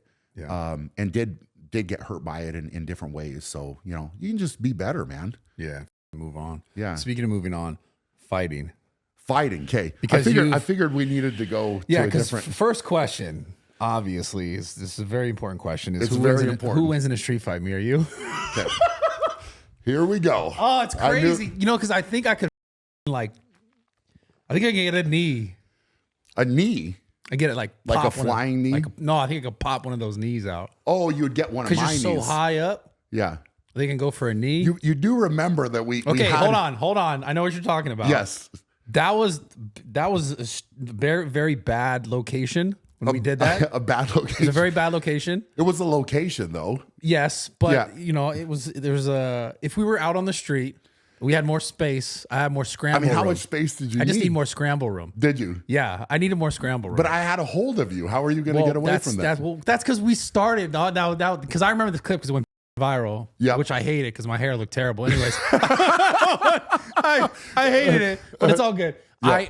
So I remember that situation in real time. Obviously, I was there. Yeah, we started together. Okay, so you had it was like, yo, let's film this, and we started together. If it was a street fight, but it happens. It was just a reaction from me. No, but we started together. Meaning it was I thought we were yo, let's. It was too close for you. No, not too close. We started already together. I had no scramble room, and then you pushed me up against the treadmill. I don't know about that. I feel like I just grabbed you. It was just it was just boom, bro. You don't straight in. No, I swear, we started together. We started you don't remember that? Hands together. I would have never started a street fight against you hands together. Yeah, that's the worst thing. I can't remember how it started. Because it was you were challenging me and you're like, I think I could take you, whatever. And then I was like, all right, cool, let's go. No, but it was basically like that. That's basically what happened. It wasn't. I will admit, because I always joke about if I get my hands on him, if you get your hands on me, it's a problem. Yeah. But I think I could pop a knee out, dude. So your tactic would be to start a little bit further back and come to tire you out a little bit. You know how people would look at me and be like, "We'll tire this big dummy out." Yeah. I would tire, but then he's like a really well-versed strongman. He's good with endurance, strength. I'd get a weapon. To be honest, talking about a street fight, I'd get a weapon. I'd have to have a weapon against you. What type of weapon? I think some sort of club. A club? Yeah. Okay. Do I get a club too? No. Come on. Okay. You're Jesus Christ. You're like 400 pounds. All right. Yeah. Yeah. I get so a club. no club. You get a club. I get a club. Okay. And I think I swing that. I get one good swing, and I could. You know? How big of a club? I don't know, dude. Like good size, like a 60-pound club. 60. Yeah. Just you think bang. you think you could get that moving fast enough? No, actually, no. You're right. You probably want 30. Lighter. Yeah. You're right. Because a 60's not heavy, but here's the problem though. When we did that, I had not trained at all. I rolled my ankle the night before. Was it? Yeah, I was hurt. Yeah. Well, you weren't wearing those. No, I wasn't. These are stupid shoes to fight in. I was hurt. I don't know why. Yeah. I would never fight you in these shoes. I don't know why those are on still, but anyway. I love this shoe shade. It's hilarious. The audience is gonna love that because they shade me for these shoes every time. Yeah. Every time. And I kind of do it on purpose. I ain't gonna lie. I was excited to see what shoes, and I'm like, I'll get some other shoes before we leave. I'll change it up. Make me feel better. Okay, but now I have more experience. I know. I see that. Training. Yeah. I see that. Which is like, honestly, I was super excited because I knew you were gonna fight someone. Yeah. And I was like, dude, I really want to see this fight. I know. Because you're just what, 6'8", 400. How much you weigh right now? So right now I'm down. I was cutting down for the fight because it was supposed to be in February here. Okay. So like I was in training like sometimes 5-6 days a week, like going for it. So I mean, that was hard, a whole different world for me conditioning wise. So hard. Yeah. It's unbelievable. Like, and then also with that, it was very different because lifting for me was always number one with strongman, right? That was top of the list. That's my training basically was lifting. So for fighting, it had to go down the list, right? So I was like not doing a heck of a lot in the weight room. It was all fight training. Yeah. All of it, right? Building skills, striking and grappling and all of the different basics, of fighting. Basics, yeah. So I had to put that at the top of the list, which was an interesting mental spot for me to get to, right? Because I love lifting, so it's very difficult to be like, hey, you know what? Like that needs to be back on the burner, like the back burner. I can't do that the way that I want to. So mentally it was this shift as well, but building the skills, man, I tell you what, there's a lot to it, lot to it. And it's like a deal where you peel back one layer, there's another layer. You peel back another layer, there's another layer. But I mean, the cool part for me is I got to walk in. I had great coaches. Yeah. Cody Donovan, Vinny Lopez. I got to work with Lauren Landau for the strength and conditioning side. So the team I had was amazing, right? Yeah. What happened to the fight? I don't get it. So the fight was meant to be February 17th, and the way we had the contract structured is I wanted paid up front. A good part of it, so that I knew I wasn't going to be going to the fight and then not getting paid after. Yeah. Right. I mean, we've seen that happen to weird, TikTok fighters. Yes. And I was like, I'm not playing that game. So basically, the way it got set up, it did end up protecting me because the contract, the promoters missed the date, and that was it. I was like, hey, where are we at? And it started coming with, well, it's coming, and this excuse, and eventually the rubber has to meet the road, and it didn't. Yeah. And so you were going to fight who? It was Martyn Ford. And how big is he? He's an actor. Like 6'7", and I would have had him by probably about 100 pounds. How much you weigh right now? So right now I'm like 385, which is the lightest I've been in a long, long time. Yeah. But this was going to be about my fighting weight, and I think he was a little bit under 300. Yeah. And I don't know exactly because I know he was working on his conditioning as well and that type of thing. But I think he was probably going more for that like endurance side of it. Probably some more striking and my game was going to be more control the outside six, get him to the wall, crush him, take down. Yeah. And then if I could take him down, then it was going to be game over in my mind. Yeah. But I needed to get there, and I think for him that's probably not where he wanted to get. 100%. Yeah. So okay. Obviously this whole fighting thing went viral with me. Yep. realistically, Yeah. I'll name some fighters. Could you beat them in a street fight? I think you could probably beat out a lot of these guys. Yeah. But like, I love this question because obviously everyone goes, well, he's not as trained, he's not as well versed. Sure. I think there is literally a level of, because what people don't recognize with you and even with me is the athleticism is not just like I'm not just a dumb bodybuilder doing curls. No. Yeah. And you're definitely not just a big dude. Sure. Right? Like the strongman stuff, the endurance strength, the even the mobility stuff, the stuff that you have to do in that sport and you've done at the highest level. It's not as simple to say, well, he's just a big guy, he's untrained. I really do believe there is a level of like, and I think you're at that level of so much mass, so much strength, and just a little bit of knowledge can go a crazy long way in like a street fight. Yeah. So you versus Conor McGregor, who wins? Street fight. Well, see, this again is an interesting one. Oh, just say it, dude.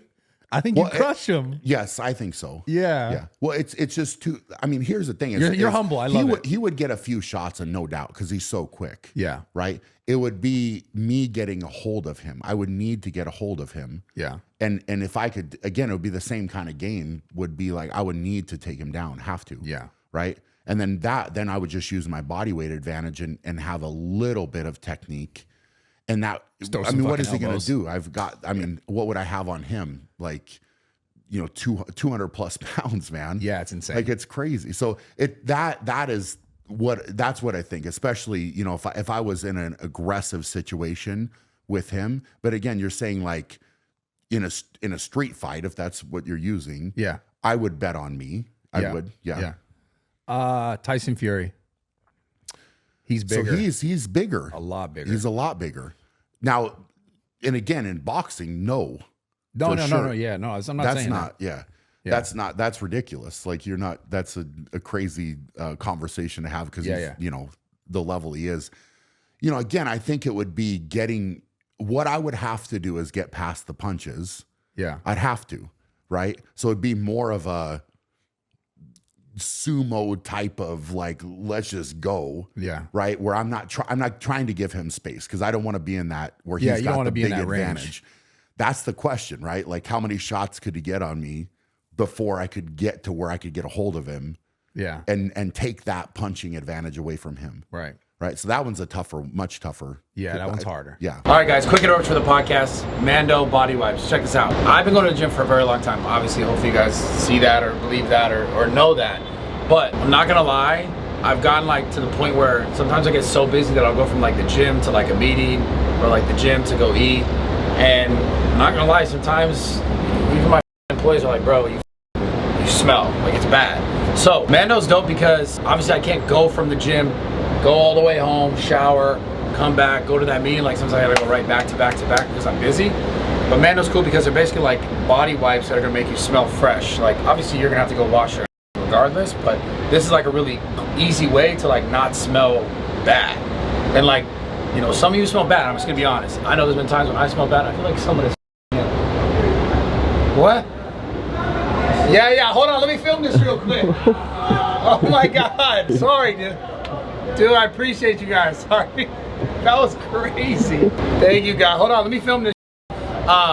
So listen. Sometimes you guys are stinky. I'm stinky. Okay, so go to Mando, shopmando.com. Basically right now you can get $5 off the starter pack, which is 40% off basically on that. If you use code RAWTALK right now, again, that's shop, shopmando.com. Do it or forever be stinky.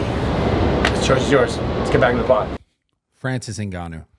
Oof. That's gotta be the hardest one. That's for sure. Yeah, because he's skilled in a whole different way. Yeah. Right? And what is his body weight is?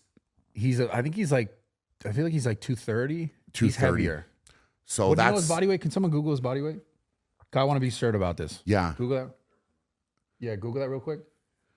I think he's around there. I'm not. He's a bigger dude. I've met him. He's a big guy. And an athlete, man. And he's an MMA fighter. Yes. Yeah. So he's skilled in everything there. Yeah.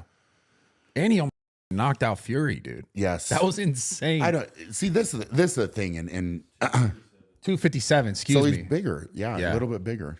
Almost 260. Almost 260. So I could probably take him. He's 255. It's like light. Easy. Yeah. That one I don't know, man. Again, it's I'm here's the deal with me, man. I'm competitive. You know that. So Yeah. it's like if I know really needed to do that's it, where mine's at. yes, My mind's at. Yes. If here's the deal. If I had to fight him and my life was on the line, like I'm going hard, right? Like, Yeah. for sure. I feel like you have to have that mentality. Yes. Yeah. You So couldn't be where you're at in your life if you didn't have no, that. and like again, it's not with any of these guys you're naming, 100% all respect to, because the thing that I did gain with getting into the fighting is the respect of Bro. the training that it takes to be where they are is Insane. ridiculous, Yeah. right? And it's not easy at all, right? So the skills that they have developed have come from years and years of hard training. And so for me, you know, where I was basically, I put a hard 6 months, give or take, into it. My skill level had progressed a lot, but there is like, I'm still a very novice Yeah, I get it. level. So, you know, the nice part with me going into the fighting was I didn't have bad habits to break and I had great coaches, right? Yeah. So it was like, you know, my striking was probably the hardest thing for me to excel at. And I was putting a lot of work into that, but more the ground game that was coming on better, right? But it was a system that they had built that I just learned and they taught me it well, right? So like I had a system and at least one or two options in every scenario. And that's what I needed, really, like the basics.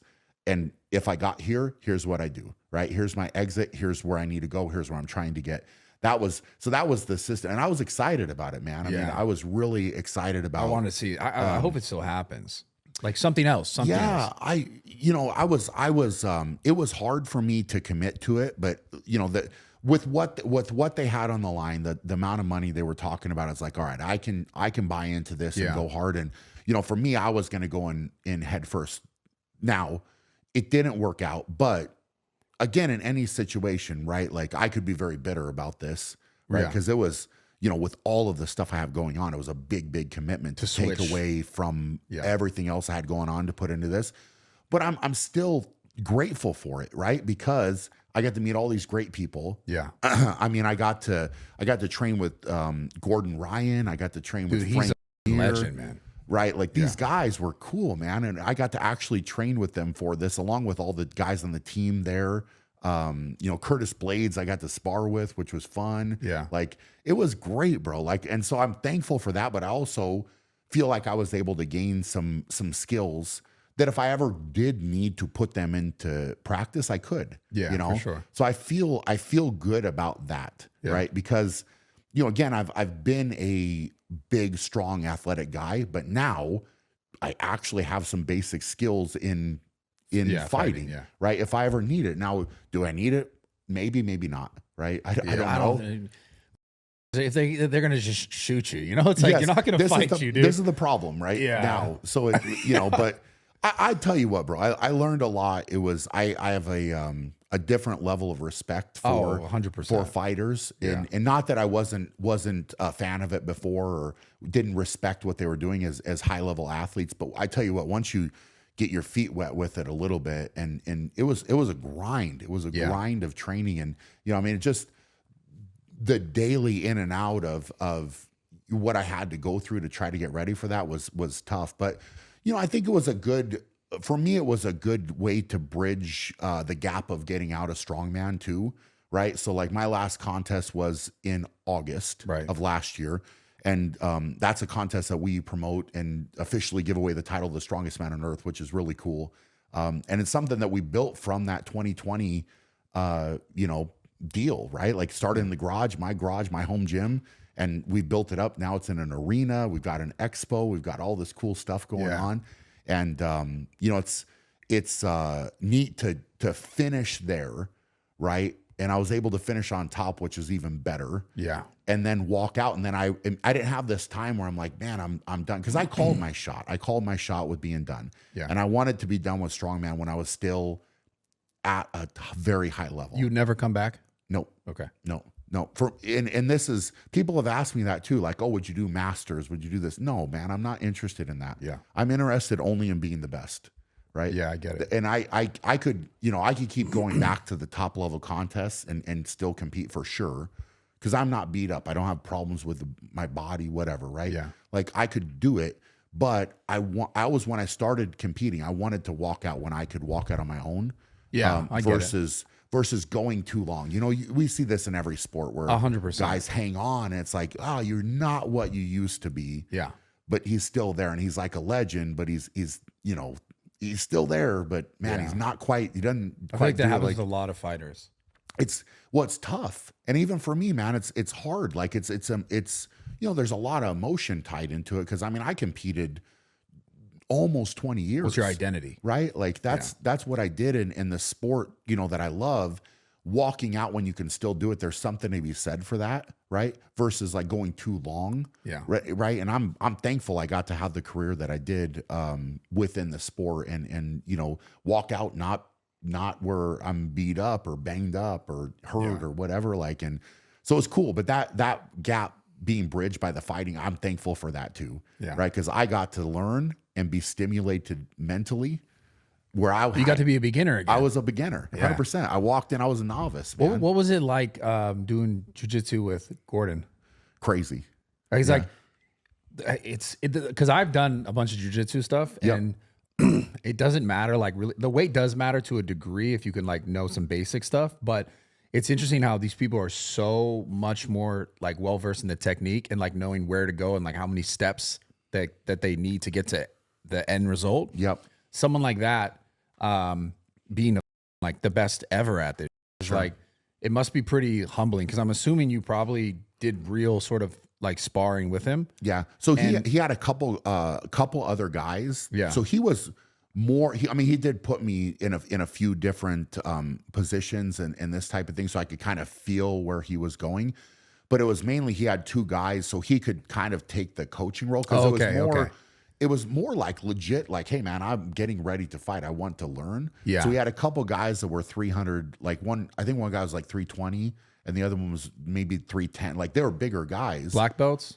They were both good. Very good. Yeah. Okay. And so it was more of a, hey, I'm going to put you in this position and I'm going to say, go, and you win if you do this, you win if you do this. I see. Right. So it's actually like more of a kind of legitimate training session where I was learning. I see what you're saying. But both of them were very skilled and strong too. So it was, you know, and I'm conditioning wise, I'm trying to build that, but it's like, all right, you're in, now you're in. It's crazy how it's like it's knowing the skills and the technique is like, it becomes like a different, cause like, you know, weightlifting, when you lift a weight and you like feel that like groove and you're like, oh, this is exactly right where I need to be. Yep.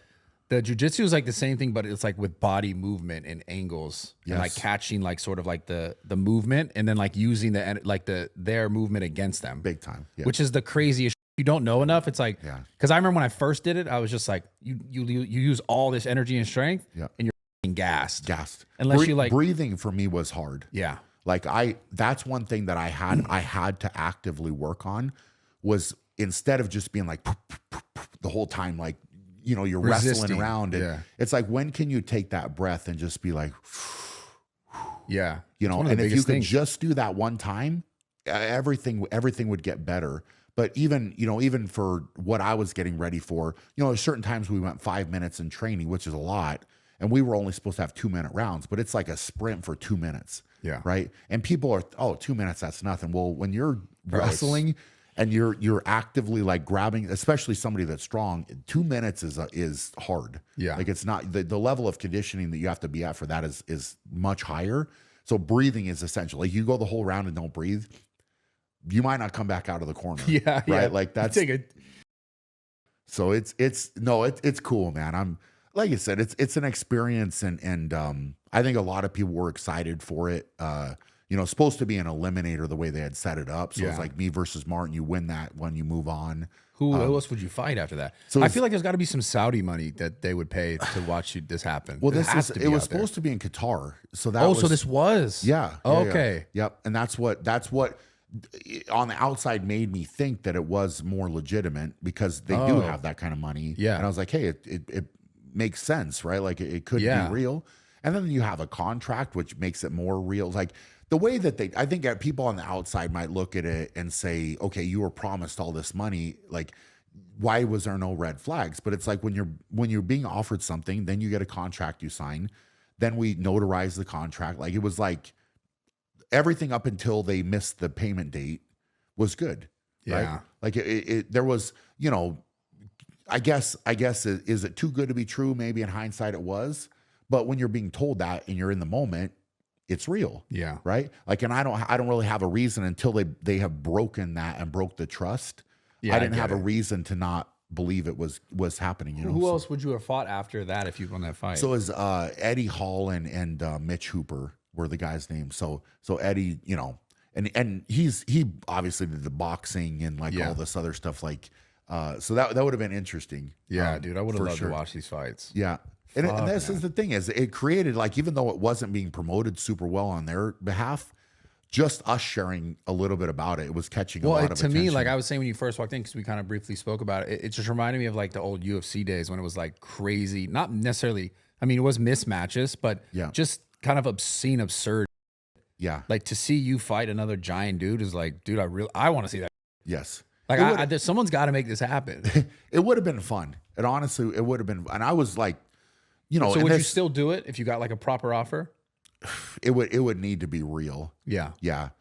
Especially with what it took from me, you know, like I said, it was so hard because I mean, I've got so much business going on and I basically had to put all of that on hold because I see, you know, it's a full commitment, right? Like, it's not like I just don't do things halfway. I can't. I get it. I just can't. So it's like, for me, I said it to the coaches that I had, I'm not going in here to just show up, right? Like, I'm going in here to be the best that I can possibly be. And that was what they were like, all right, cool. If we're doing it, we're not doing it as some like, oh, look at this fight happening and it's this spectacle and whatever. Like, we're coaching you to win, you know? Like, and they expected that. And that's what I expected of myself. So it's, you know, yeah, is that a lot of pressure to put the first time? Sure it is, right? But that's just all I know. Yeah, you know, I mean, that's how you have so to be. It was, you know, I'm thankful for them. I'm thankful for the team of guys. You know, I got to train with some other guys on the team. And then Derek Wolf, who, you know, won a Super Bowl with the Broncos, like, he came in and he had a wrestling background and striking. He's another big dude, you know, 300 plus pounds and athletic and so good with the hand fighting. And so I was ready, man. I honestly, I legitimately can say that I had put it in and I was ready to go. Yeah. You know, damn, bro. So I want to see that. It wasn't like the stuff that we did share, like, there was a lot more than that, a lot more than that I was working on, right? Like, because I you know, like I said, I went in head first. Like, I just don't know how to be like, oh yeah, I'm just going to go in there. Like, if we're going to fight, if somebody's legitimately going to fight, I wanted to be able to protect myself, but also know how to be aggressive and where to be aggressive and how to attack, you know, when to attack. Like, I wanted to be able to go in and give it my best. Yeah, right? I get it. Like, and it wasn't like, you know, and some of the other guys, maybe they were like, oh, I'll just go in and get punched and get paid and whatever. I don't really care. But I just, like, my head doesn't work that way. No, I get it. It's like, if I'm going to do it, I'm going to do it the best that I possibly can. And that's everything I try to do, you know? Yeah. So that makes sense. Now, one more fighter, Devin Haney, street fight. Come on. That one's too easy. It's too He's easy. 150. Well, this is the problem. He's a boxer. It's the size is the problem. Yeah. It is. And like, again, you know, and this is before anything, like Dustin Poirier and I did some stuff. We were doing just fun, like starting in a couple positions, right? And one, I had to get up, which I was able to get up, and then he jumped on my back and, you know, got me in a choke. Yeah. But if I was really trying to be mean, I would have just jumped up and fallen backwards. That's what I said. And then they go, oh, he would have jumped out of the way. That's what I'm saying. I obviously not wanting to hurt him at all. Yeah, of course. You know, but it was, you know, it's one of those things. I didn't know what I was doing at all, but I'm just laying on top of him, crushing him the other way. Right. Right. It just completely, I mean, at a certain point, there's skill versus just complete size. Yeah. Right. Because I mean, to get someone of your size off of someone of a smaller size that you can't necessarily press that off. It's horrible. It's just impossible. That's why I was saying, like, the ground, the especially on the wall, right? If you're on the wall and I could take you down on the wall and get where I wanted to go, it's almost game over, really. Yeah. Like, especially if I have that much of a size and weight advantage, because, you know, all I would really have to do is get into a position. I don't know if you're familiar with like a Dagestani handcuff, which is, I would then just get complete wrist control, and it's just like me on top, just raining. Yeah. It's there's nothing that could be done. Yeah. Right. Like it's and then not trying for me, to get. For me, it's probably pretty simple. You think so? Yeah. I'd be like, you're still maintaining that. Get this hand off me. Is it okay? Yeah, I would just go like this. Yeah. Because I don't have a strong grip at all. Yeah. No. Yeah. Oh yeah, like the strongest grip in the world. Yeah. Oh God, I love it. Yeah. I have to be delusional. I don't give I'm still believing it. You do? Okay. I'm still believing it. I don't care. I mean, hey, bro, I respect it. Yeah. I'm not. I mean, it's I mean, I know what I'm capable of. I would go like this. Yeah. Off me. Is that just like that? Just like this. Like why didn't you do that in the gym like situation? if you were gonna do that. Well, dude, there was the treadmill. I didn't want to hurt the treadmill. I know, but the problem is you were off the ground. But so like that you can't really do that when you don't have your feet on the ground. Honestly, if that whole thing played out, because we cut the video, like we didn't let it play out. Oh, we didn't. Yeah. There's an ending to it. That do you want to tell people what the ending was? Well, I don't want to give away the conclusion. Yeah. I don't want to embarrass you that way. It's like fucked up. It's like we're on a podcast. After you took flight off the ground, I flew. I took like a jetpack up, and then you did that. Came back down, like dive bombed you. And then you try to get on me again. And I was like, like that. Exactly. Like, super easy. I don't really recall that part happening. It's okay because it happened fast. It did happen fast. And you were just like you were like, holy. And then we were like, okay, you should get out of here. And there's you got to do some strongman stuff. And then it just ended. And I was hungry, so you had to eat. Okay. Yeah. Very good. Very good. Yeah. That's the story and I'm sticking to it. No, but dude, I want to see you fight so bad. Yeah. But so it sounds like it wouldn't unless it was like a guarantee. It would have to be. But it seems like the more people I've talked to in the fight world, that doesn't it's unfortunately has happened before. And it's just this world where talking is easy, right? In anything. Yeah. Talking is easy. And I've been told some things that were, pretty outlandish before. This is certainly now one of them. Yeah. And like I said, it's the only way to take it for me. And that's what I said is just to be grateful and say, like, I had the experience that, it was there. Right. Yeah. But, I get it. I'm not going to sit here and be super heartbroken about it because I've got so much other good stuff going on, and that's just the truth.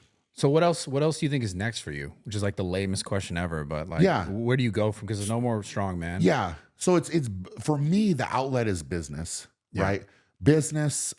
So we've got, Evolution Athletics, Undefined Nutrition, and then Shaw Strength, which is kind of everything like, Shaw Strength merchandise, all that. Got it. And then we're working on the Shaw Classic, which is like the whole weekend that we do in August, where we have the Strongest Man on Earth contest. And that has now turned into a monster thing. Like we're having to work on that year round now, which I'm hoping you will come. I'd love to. Yeah. I'd love to. Absolutely. So that's like the weekend of the 17th and 18th in August.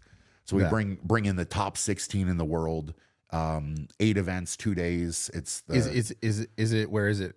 In Colorado. Okay, yeah. Loveland, Colorado. Yeah. It's now called the Blue Arena, but it's awesome. It's just I'm glad. I like that you're doing that because obviously it's like so close to you. Yeah. Like your heart, Oh, that's a whole different path. It started as a passion project, right? Because I've competed in the sport so long.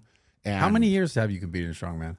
So I was I started in 2005. Was the first year, and then I finished. I mean, that was like when I was an amateur coming in, and then I finished in 2023. So it was terrible at math. Yeah, unless it's adding 45. Yeah, it's almost really bad. 18, whatever that is. Like, yeah.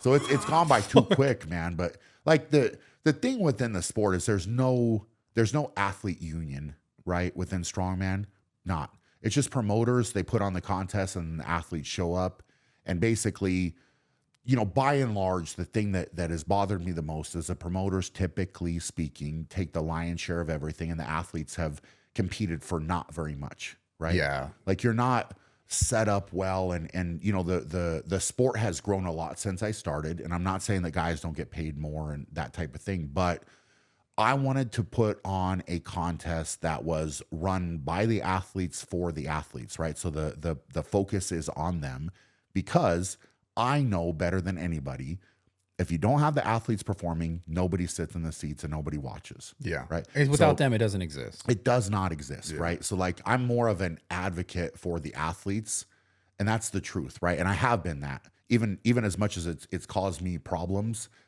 with different contests before. Yeah, we talked about it. Yeah. You know, it's just something I believe in, man. Like, I believe in the guys and the sport and the growth, and it is near and dear to my heart. So it's one of those things where I invest a lot back into the contest. I put a lot back into the prize money. But I mean, last year was our 4th year, right? And we gave away the 2nd highest prize money ever in the sport, you know, which is above, you know, only the Rogue Invitational gives away more money in the sport of strongman than we do, right? So we're above World's Strongest Man. We're above the Arnold, and in 4 years. Yeah, it says 4 a years. lot. That says a lot. Yeah, but it's important to me, right? And like, I want to give it back. So the last, like, in my mind, with this contest, with this event, I'm sorry, I have to interrupt. How long has strongman been like a thing that has been financially driven? Like, how long has it been a business? I would say like World's Strongest Man started in 1977. Holy, right? So they're, you know, whatever that is now, 40, you know, 45. 46 years, something like that. Yeah. So it's so that says a lot. Is what I'm saying, to give away more money in the last 4 years than 45 years of the same sport, basically. Well, look, man. And like I'm not obviously I don't know enough about details. I'm not trying to throw shade, but that's a reality. Yeah. So what's important, and the thing is, I'm open to talking about it, because, you know, at the end of the day, look, like we're a fairly small, in the bigger scheme of things. Like, I don't have a massive, you know, corporation or whatever behind me that's got this massive bankroll of like, we'll just throw in whatever money we want. Like, it's the contest has to run. It has to run not negative, right? And I want to put money back in, right? So that's what I want to do. But I'm willing to invest in the events, and you know, for us, the athletes are number one, and the fans are massively important. Right. Yeah. So like, I want everybody to come. I want them to have a great time.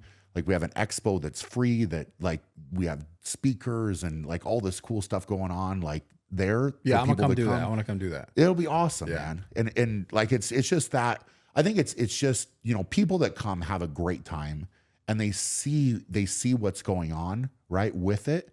And the other thing is, the athletes understand it and feel appreciated. Like, so from the moment they land, bro, all their flights taken care of, pick them up at the airport, treated the best they possibly could. We've got everything organized, you know, for them, because I was an athlete, and I know, I know what I want, right? Like, I know what they need as well. So it's just doing that. It means a lot to me. It really, really does. So it's like that growth, and you know, my goal is to bump the prize money even more, right? Yeah. Like, that's what I want to do. And I think that it's there. I think we're just scratching the surface of what's possible with it, and we're getting there.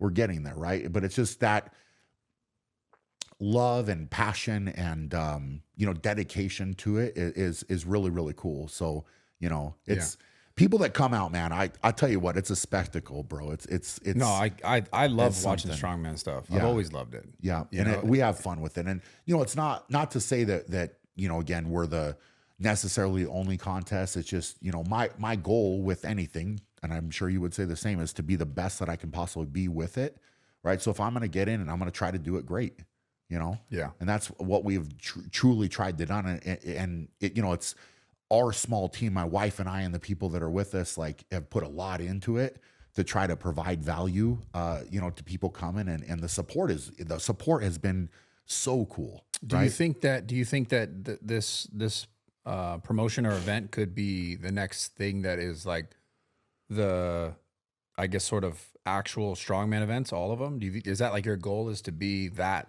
place? So what right now it is to be the best event, right? One off, right? Because within this is an interesting conversation, because within the strongman calendar, you can only have so many events, right? Where the top guys especially get to come, and they can train hard for it and come in and compete. It's not something like basketball where you could play a game all the time and then just recover and be fine, right? Like to actually perform and lift the big weights, like you need to train for it and be ready for it. And then there has to be a certain period of recovery, because otherwise you would just beat yourself up and beat yourself up. I see. The calendar can't get too full.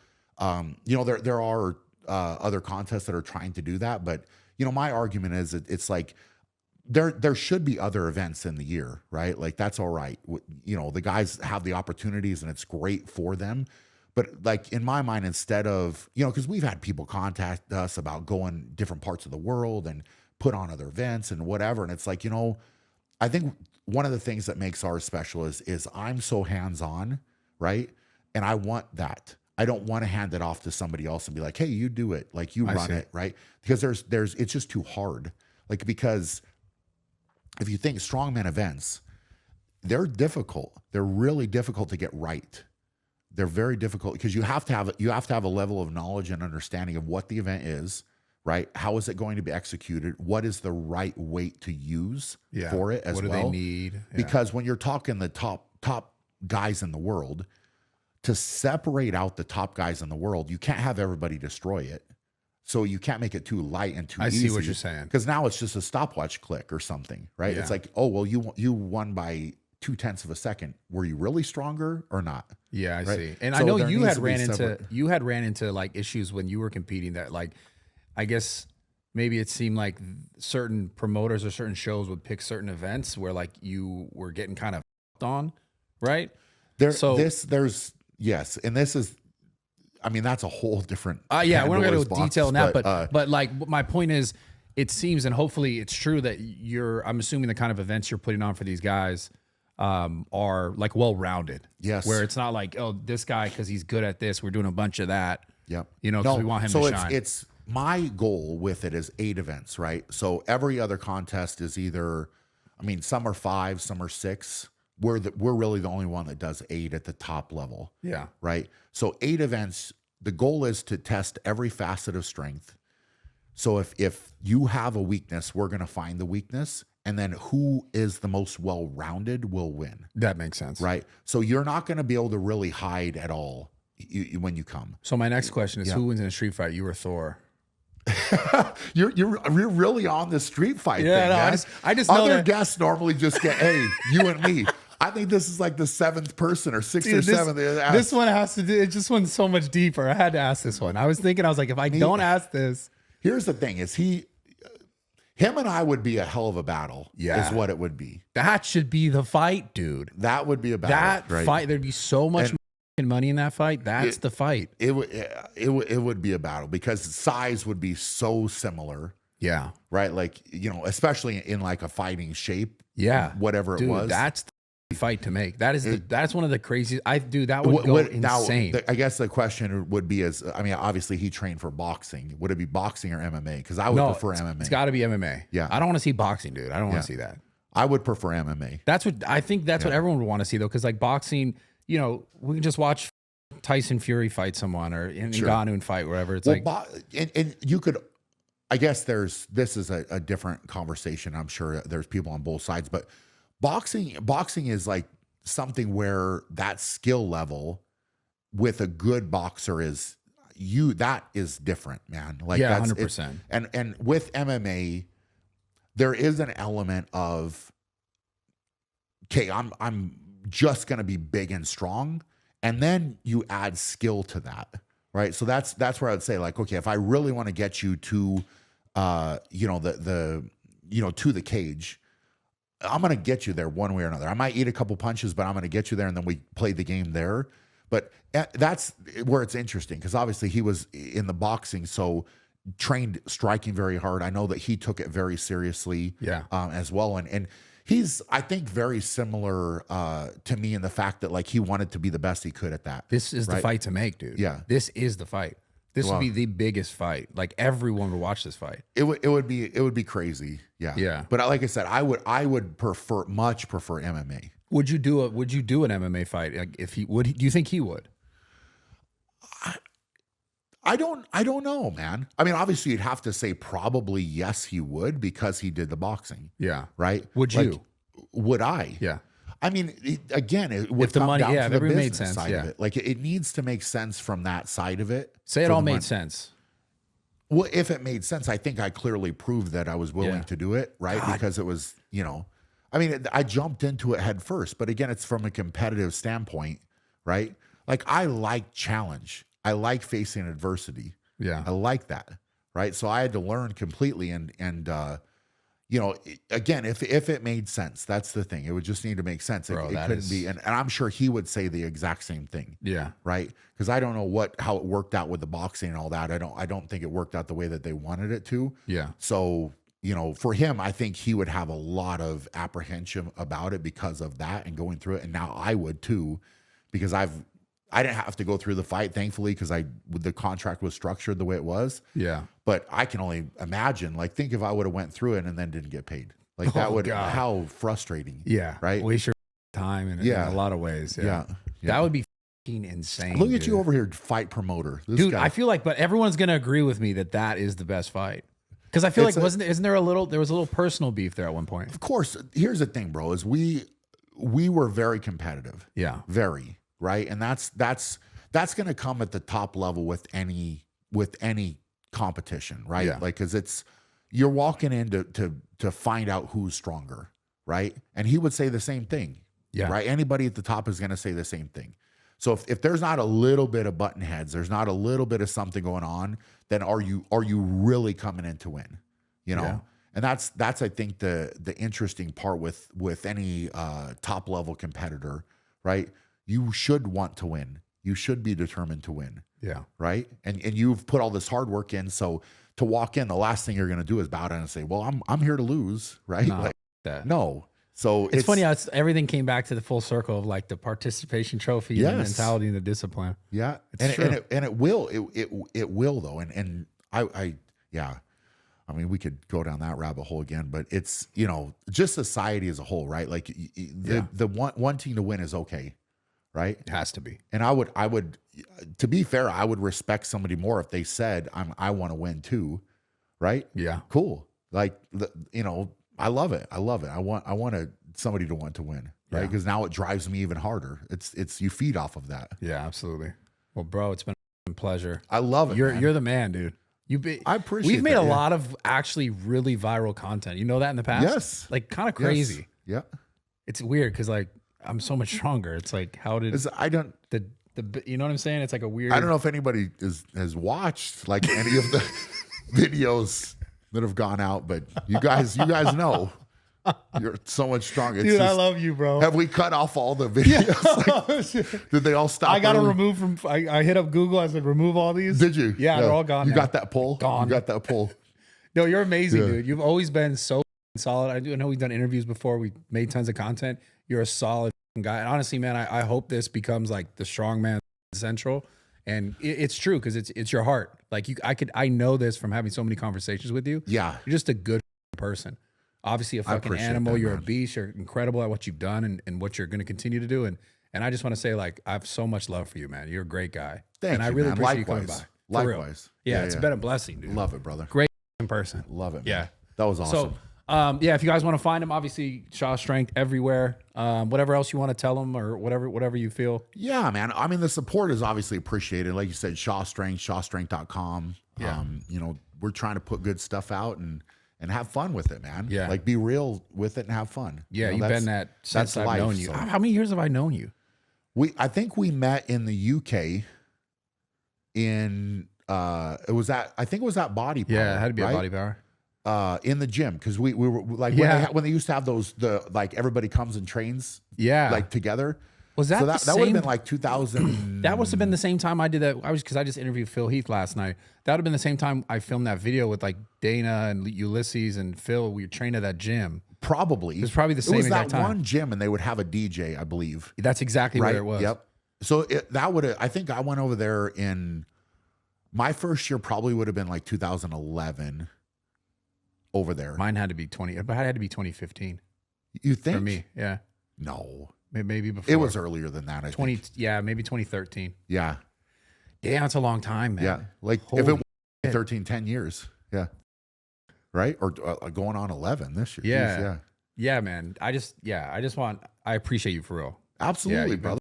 Yeah, you solid. too, man. And Yeah, like, yeah. I just want the world to know you're a great person, man. Thank and you. I know I don't think they doubt it, but like for me, just knowing you personally, you've always been solid. So yeah, Means a lot, bro. cool. Are you gonna come eat, or what do you have to do for the rest of the day? Yeah, we got to eat. Okay, I'm I gotta hungry, eat. of course.